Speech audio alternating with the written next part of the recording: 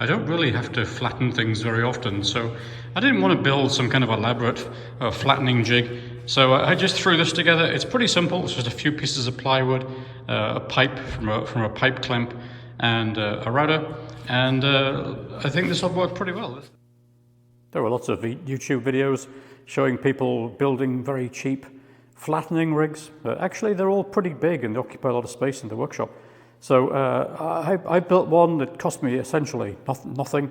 There's a few very small pieces of plywood, a couple of pipe clamps, which I already had.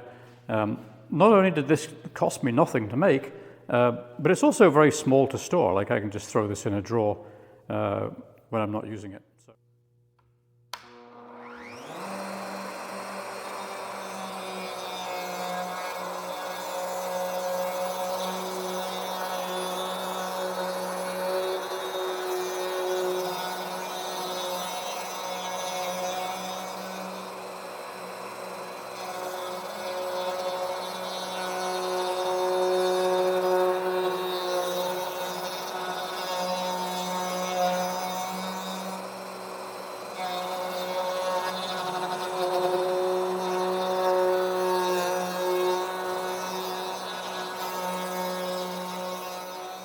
Okay, let's check it out.